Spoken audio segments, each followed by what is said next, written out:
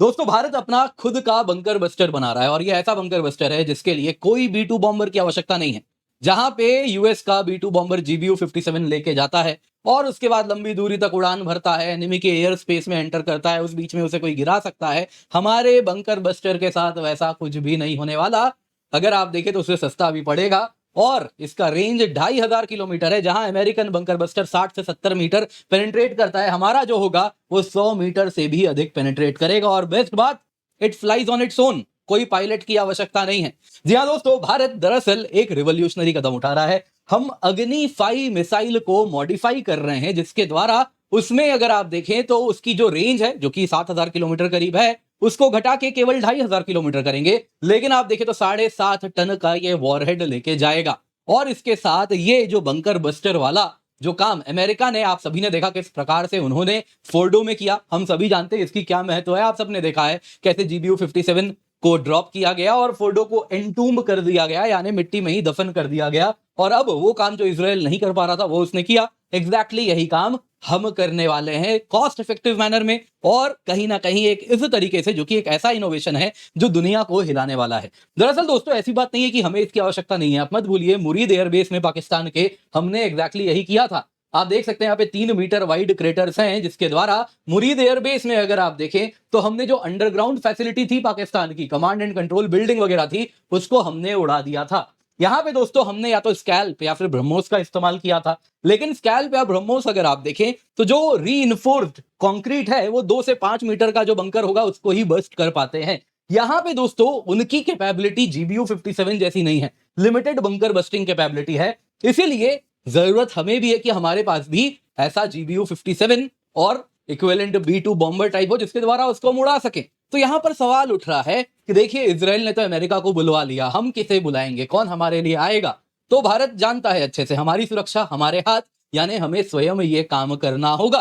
तो कैसे किया जाए? कल को पाकिस्तान से जब युद्ध होगा या चाइना से भी युद्ध होगा तो उनका जो कमांड एंड कंट्रोल सेंटर है, जो न्यूक्लियर सेंटर्स हैं, जहां पे न्यूक्लियर स्टॉक फाइल रखे हो सकते हैं, उन सब को कैसे उड़ाया जाएगा? तो इसके लिए दोस्तों अगर आप देखें तो हम अपना एक GBU-57 और B2 कंबाइन डेवलप कर रहे हैं। अगर आप देखें दोस्तों, GBU-57 जो B2 बॉम्बर से ड्रॉप किया गया था वो 61 मीटर्स तक रीइंफोर्स्ड कंक्रीट को पेनिट्रेट करके फटता है। वहीं अगर आप देखें सॉलिड रॉक की बात करें तो 8 मीटर का यदि कोई पहाड़ है तो उसको भी फाड़ के अंदर गुफा में भी फट जाता है, यानी कि दोस्तों बड़ा खतरनाक है। लेकिन यहां पे दोस्तों हम जो कर रहे हैं, हम अग्नि 5 मिसाइल को मॉडिफाई कर रहे हैं।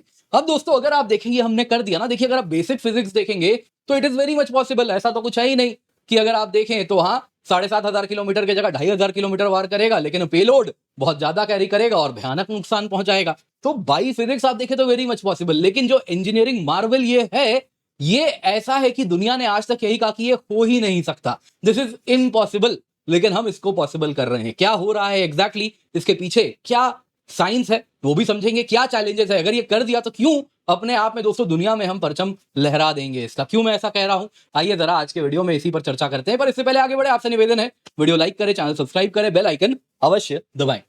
सबसे पहले दोस्तों भारत क्या कर रहा है? देखिए दोस्तों, DRDO करेंटली एक मॉडिफाइड वर्जन ऑफ अग्नि 5 मिसाइल बना रहा है। जैसा आप जानते हैं अग्नि 5 वैसे तो 5000 किलोमीटर यूजुअली कहा जाता है, लेकिन हम सब जानते हैं दोस्तों ये 7.5 से 8,000 किलोमीटर तक वार कर सकता है। बाकी अगर आप देखें जो हमारा मॉडिफाइड अग्नि 5 होगा, ये 7500 kg का वॉरहेड कैरी करेगा और उससे डीप इनटू जो फोर्टिफाइड स्ट्रक्चर है, जो अंडरग्राउंड स्ट्रक्चर है दुश्मन के, उसको नष्ट नाबूद कर देगा, जैसा एक बंकर बस्टर करता है। दोस्तों इसकी जो वॉरहेड होगी ये अगर आप देखें तो 80 से 100 मीटर तक नीचे पेनिट्रेट करेगा और इसके साथ भयानक नुकसान पहुंचाएगा कोई भी स्ट्रेटेजिक मिलिट्री इंफ्रास्ट्रक्चर होगा, जो कि हम यूजुअली अंडरग्राउंड रखते हैं, deep beneath layers of reinforced concrete. तो एक तो इस पर हम काम कर ही रहे हैं जोर शोर से। दूसरी तरफ अगर आप देखें तो हम एक एयर बस्ट फीचर भी कहीं ना कहीं बनाना चाह रहे हैं, जिसमें क्या होगा कि जैसे मान लीजिए ये एयर बेस है जिसमें यहाँ पे रनवे है, यहाँ पे रडार्स हैं, बाकी हो सकता है कहीं पे दुश्मन का एंटी एयर यूनिट है। तो इसमें क्या हो कि ये जो अग्नि मिसाइल है ये जमीन के ऊपर में ही फटे, और जब ऊपर में फट रही है इस प्रकार से, उससे क्या हो, फटने के बाद एक कैलकुलेटेड एल्टीट्यूड पे फटने के बाद हाई वेलोसिटी फ्रैगमेंट्स छोटे छोटे उससे टूट के निकले और वो सीवियर डैमेज इस पूरे इलाके में फैला दें और इसके साथ दुश्मन के जो एयर बेस है, रडार स्टेशन है, आर्मर्ड यूनिट उस इलाके में जो भी मौजूद होंगे, करीबन करीब एक आप पकड़ लीजिए बड़ा सा इलाका, वो सब ध्वस्त हो जाएगा। तो इस तरीके का भी हम एक फीचर अपने अग्नि मिसाइल्स में बनाना चाह रहे हैं दोस्तों। ये तो फिर भी बड़ा पॉसिबल है, लेकिन ये अगर हमने कर दिया ना कि जो अग्नि 5 आईसीबीएम बेस्ड बंकर बस्टर बना दिया, तो दोस्तों दिस विल बी अपने आप में आप समझिए ये एक बहुत बड़ा स्टेप है। कुछ चैलेंजेस भी हैं। सबसे पहले जरा देखते हैं बंकर बस्टर अग्नि क्या करने वाला है। देखिए दोस्तों, इसका जो रेंज है, नॉर्मल अग्नि का 7000 किलोमीटर रेंज है, लेकिन इसका रेंज जैसा मैंने बताया 2500 किलोमीटर है। नॉर्मल अग्नि मिसाइल जो अग्नि 5 है 1500 केजी का वॉरहेड कैरी करती है, लेकिन ये 7500 केजी का वॉरहेड कैरी करेगी। तो दोस्तों हम क्या कर रहे हैं कि हाँ, क्योंकि ज्यादा वजन कैरी कर रहा है तो ज्यादा दूर तक नहीं जाएगा, पास में ही हमला कर देगा। और पाकिस्तान में क्या ही है 2500 किलोमीटर, उसकी भी आवश्यकता नहीं है। वैसे ही चाइना तक ये कहीं ना कहीं बंकर बस्टिंग कैपेबिलिटीज बड़े इलाके में कर देगा। तो अब जरा देखिए, यहां पे थोड़ा सा साइंस समझने का प्रयास करते हैं। GBU 57 उसका मास कितना होता है? 13600 केजी, जिसमें अगर आप देखें तो हाई एक्सप्लोसिव वॉरहेड 2400 केजी का होता है। बाकी क्या होता है? 10,000 केजी करीबन। तो बाकी का बचा हुआ 10-11,000 जो केजी आप देख रहे हैं, वो उसका केसिंग हो गया, स्ट्रक्चर हो गया, फ्यूज हो गया, दुनिया भर की बाकी चीजें हैं। एक्सप्लोसिव केवल इसमें 2400 केजी का होता है। वहीं अगर आप देखें तो GBU 57 जैसा मैंने बताया 70 मीटर तक पेनिट्रेट कर लेता है रीइंफोर्स्ड कंक्रीट में। जो हमारा अग्नि 5 है दोस्तों, वो 100 मीटर तक कम से कम मान के चलिए वो हिट कर सकता है, पेनिट्रेट कर सकता है। अब आपके मन में सवाल आएगा, वॉरहेड इसका 7500 केजी और GBU 57 का केसिंग मिला के 13500 केजी, फिर हमारा कैसे इतना ज्यादा इंपैक्ट कर रहा है, उसका क्यों कम कर रहा है? ऐसा क्यों? देखिए कारण बड़ा सरल है। आप अगर देखें तो GBU 57 जब हम ड्रॉप करते हैं तो उसको B2 बॉम्बर से ड्रॉप कर रहे हैं। एट दी जब वो हिट कर रहा है उस वक्त उसकी वेलोसिटी 550 मीटर प्रति सेकंड होती है। तो काइनेटिक एनर्जी ऑफ इंपैक्ट जो है वो half into mass into square of velocity, half mv square होगा। तो मास इसका 13600 केजी है, लेकिन जो स्क्वायर ऑफ वेलोसिटी वो 550 मीटर पर सेकंड का स्क्वायर हो रहा है, और वो जो टोटल आता है वो करीबन 2 गीगा जूल का आता है। यदि आप इस कैलकुलेशन को देखें, मान के चलिए काइनेटिक एनर्जी है 2 गीगा जूल का इंपैक्ट ये करती है ऑन इंपैक्ट। वहीं दोस्तों हमारा जो अग्नि बेस्ड होने वाला है वो अगर आप देखें ना तो उसका at the time of impact जो टर्मिनल वेलोसिटी, क्योंकि एंड ऑफ द डे क्या है, आईसीबीएम है, ये स्पेस से कुछ इस प्रकार से अगर आप देखें तो आ रही है। आप समझ पा रहे हैं? आउटर मतलब इस प्रकार से एक्सो एटमॉस्फेयर आउटर एटमॉस्फेयर से इंटर की है, फिर जाके इंपैक्ट कर रही है, तो इतने एल्टीट्यूड से आ रही है। तो आते आते इसकी अगर आप वेलोसिटी देखें ना तो ये हो जाती है करीबन करीब 6500 मीटर पर सेकंड। यहां कितना था? 550 मीटर पर सेकंड, यहां 6500 मीटर पर सेकंड। वो 6500 मीटर पर सेकंड, 6500 मीटर पर सेकंड के स्पीड से जब हिट कर रही है तो इसकी काइनेटिक एनर्जी केवल इंपैक्ट पे हो जाती है दोस्तों 158 गीगा जूल। ये 2 गीगा जूल था, यहां 158 गीगा जूल, 75 गुना अधिक।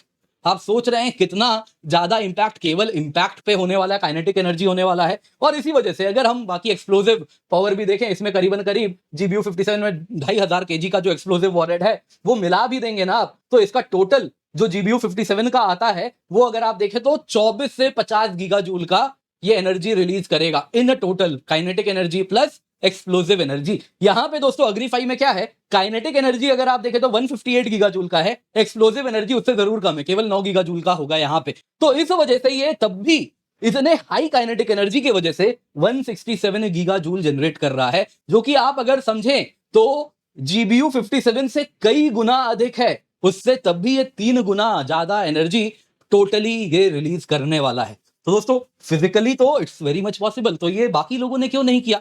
अगर ये इतना ही सिंपल है, बैलिस्टिक मिसाइल है, सब कोई चला ही रहे हैं, तो बैलिस्टिक मिसाइल में ज्यादा वॉरहेड डालेंगे, कम डिस्टेंस पे हिट करेंगे, काम हो गया। दिक्कत क्या है? देखिए दोस्तों दिक्कत क्या है ना, फिजिकली वेरी मच पॉसिबल, लेकिन जो ऑब्जेक्टिव अचीव करने के लिए हम चला रहे हैं वहां पे सबसे बड़ा चैलेंज आ रहा है, जो इसको इंजीनियरिंग मार्वल बनाएगा अगर ये हमने कर दिया। कारण क्या है दोस्तों? सबसे पहले हाई प्रिसीजन। अग्नि मिसाइल्स को क्यों बनाया गया था? स्ट्रेटेजिक ऑब्जेक्टिव, दुश्मन के शहरों पे न्यूक्लियर बॉम्ब गिराना है, उसके लिए अगर वो हमारे ऊपर न्यूक्लियर बम चलाएगा तो हम हिट करेंगे। इसलिए दोस्तों इनका जो सर्कुलर एरर प्रोबेबल है, CEP जिसको हम कहते हैं, वो 10 से 100 मीटर के रेंज में है ना। हो सकता है कि यहां पे टारगेट दोगे 60 मीटर 70 मीटर आगे जाके गिरेगा, और फ्रैंकली क्या ही फर्क पड़ता है, न्यूक्लियर बॉम्ब गिर रहा है यहां गिरे 100 मीटर आगे गिरे, क्या फर्क पड़ता है। तो इसी हिसाब से इसको बनाया गया है। वहीं अगर आप GBU 57 देखें तो उसका CEP जो डिक्लासिफाइड डॉक्यूमेंट है उसके हिसाब से 5 मीटर है, ब्रह्मोस का 1 मीटर है। तो इस प्रकार से अगर आपको इस प्रकार से बंकर बस्ट करना है तो बहुत लिमिटेड एरिया है जहां पे दुश्मन का कमांड एंड कंट्रोल सेंटर है, आपको उसी पर हिट करना है विथ हाई एक्यूरेसी। 100 मीटर आगे गिराओगे तो बंकर जाए वहां नुकसान नहीं होगा, तो इसीलिए या उस प्रकार का जो इंटेंडेड नुकसान है वैसा नुकसान नहीं होगा। तो इसलिए बहुत जरूरी है कि इसमें हाई एक्यूरेसी हो। बैलिस्टिक मिसाइल्स बाय डिजाइन वो एक्यूरेट होना उनका बड़ा कठिन है, क्योंकि आप अगर देखें तो ऐसा पैराबोलिक ट्रैजेक्टरी पाथ फॉलो कर रहे हैं, और जब ये री एंट्री पे आ रहे हैं यहां पे, जैसा आप अगर देखें तो भी ये 100 किलोमीटर जमीन से ऊपर है। यहां पे यदि 0.000001 डिग्री का भी वेरिएशन हुआ टारगेट से पहुंचने पे जो होना चाहिए, अगर उससे जरा सा भी इतना हुआ अंतर, तो ये 100 किलोमीटर के एल्टीट्यूड तक आप अगर देखें तो कितना ज्यादा बढ़ के जाएगा कि जमीन पे आप देखेंगे तो इसका जो टारगेट है उससे 100 मीटर दूर जाके वो गिर जाएगा। तो it has to be very accurate. और इसीलिए अगर आप देखें तो लॉन्च एंगल में थोड़ा सा एरर हो गया, री एंट्री में अलाइनमेंट में 0.00001 डिग्री का भी एरर हो गया, वैसे ही एटमॉस्फेरिक कंडीशंस कुछ अलग हो गए जो हमने सोचा नहीं था। उस वजह से दोस्तों अगर आप देखें तो जब ये हजारों किलोमीटर तक इसका अंतर आप देखते हैं ना, तो ये इतना बढ़ के आता है कि टारगेट से करीबन करीब 60, 70, 80, 90 मीटर डेविएट करना नॉर्म है, गिरता ही गिरता है, 60, 70 मीटर दूर हो ही जाता है। तो आप कैसे इसको एक्यूरेट बनाएं कि 4-5 मीटर के सीपी में ये आ जाइए, अपने आप में एक बहुत बड़ा मार्वल होगा, दुनिया में कोई नहीं कर पाया है। तो अगर हमने वो कर लिया तो ये अपने आप में गेम चेंजर होगा। दूसरा दोस्तों क्या होता है, आप में से कई लोग सोच रहे होंगे यहाँ पे कि इसको हम लास्ट में कम्युनिकेट करेंगे कि कैसे ये रेडियो सिग्नल से कि जहां जाना है टारगेट पे जाओ, कैसे जाना है, वैसा नहीं होता है। जब ये इतने हाई स्पीड में ट्रैवल कर रहा होता है ना, इसमें अगर आप देखें तो एक प्लाज्मा का चारों तरफ, मिसाइल के चारों तरफ एक कोटिंग हो जाता है, लेयर हो जाता है, जिस वजह से आप बाहर से कोई भी सिग्नल भेज रहे हैं तो उस तक पहुंचता नहीं। तो उसके एंटीना को वैसे डिजाइन करना कि उससे कम्युनिकेट हो जाए, वो अपने आप में एक बहुत बड़ा इंजीनियरिंग मार्वल है। दूसरा दोस्तों मेटलर्जिकल मार्वल। आप जरा सोचिए क्या मेटलर्जी लगेगी इसको अचीव करने में। मैं नहीं कह रहा इंपॉसिबल है, होगा जरूर, लेकिन सोचिए क्या लगेगा। GBU 57 की केसिंग, जैसा मैंने बताया 2500 केजी का एक्सप्लोसिव, 11000 केजी की केवल बाहर की केसिंग वगैरह है। क्यों? क्योंकि end of the day purpose क्या है, नीचे जाना है फाड़ते हुए सब कुछ, और टारगेट पे जाके फिर जाके उसे फटना है। तो इतनी जमीन उसे ड्रिल करनी है, तो सोचिए कितना मजबूत केसिंग चाहिए दोस्तों। लेकिन मत भूलिए GBU 57 जब जमीन को हिट करता है तो 550 मीटर पर सेकंड से हिट करता है, वेलोसिटी कम है, काइनेटिक एनर्जी जो उस वक्त उस पर लग रही है वो केवल 2 गीगा जूल की है। इसके पूरे स्ट्रक्चर को केवल 2 गीगा जूल एब्जॉर्ब करना है और फिर अपने गंतव्य तक कई मीटर नीचे जाना है। दोस्तों ये तो हो सकता है, लेकिन आप सोचिए मॉडिफाइड अग्निफाई, जो कि पहले तो क्या है, जब ये आउटर एटमॉस्फेयर से वापस एटमॉस्फेयर में एंट्री की है, 5000 से 10000 डिग्री सेल्सियस का टेम्परेचर हो गया है ड्यूरिंग री एंट्री। इतना हाई टेम्परेचर विथस्टैंड करके वो सबसे पहले तो जमीन पे हिट कर रही है। उसके बाद जिस वेलोसिटी से हिट की है 6500 मीटर प्रति सेकंड, वो 158 गीगा जूल का एनर्जी केवल ऑन इंपैक्ट हो रहा है। तो यहां 2 गीगा जूल एब्जॉर्ब करना है, यहां 158 गीगा जूल उस स्ट्रक्चर को एब्जॉर्ब करना है जो ऑलरेडी इतना गर्म हो चुका है 5 से 10000 डिग्री। सोचिए कैसा स्ट्रक्चर वो होगा जो इतना इंपैक्ट विथस्टैंड कर ले। और इतना ही नहीं, उसके बाद फ्यूज भी है उसमें, वो भी रिलायबल होना चाहिए। फ्यूज क्या है दोस्तों, end of the day explosive carry कर रहा है ना, वो एक्सप्लोसिव कब फटे वो फ्यूज बताएगा उसको। तो फ्यूज बोलेगा हाँ भाई चलो तुम्हारा टनल जो अंदर में अपना बंकर है, ऊपर का कंक्रीट खत्म हो गया, बंकर आ गया, आप फट जाओ, तो वो फटेगा। तो दोस्तों टाइमर होता है, तो वो फ्यूज जो है वो सोचिए यहां पे कैसा होगा। ये डिलेड एक्शन फ्यूज है, वो हाइपरसोनिक इंपैक्ट सर्वाइव करेगा, इस हाई टेम्परेचर को सर्वाइव करेगा, पेनिट्रेट करेगा इस वेलोसिटी से, और उसके बाद भी उसको इस प्रकार का होना है कि वो शॉक एब्जॉर्ब कर सके, हीट एब्जॉर्ब कर सके, जैमिंग ना हो सके, और दुनिया भर की चीजें उसमें हो। सोचिए मतलब हवा में भी तो आ रहा है तो कम से कम जैम रेजिस्टेंट और बाकी चीजें, चलिए नीचे आने के बाद उसकी उतनी आवश्यकता नहीं है, लेकिन फिर भी बाकी चीजें भी जो इसकी इलेक्ट्रॉनिक्स हैं जो उस फ्यूज को डिसाइड कर रही हैं वो कैसी होनी चाहिए, इतना ज्यादा टेम्परेचर प्रेशर सस्टेन करने वाला।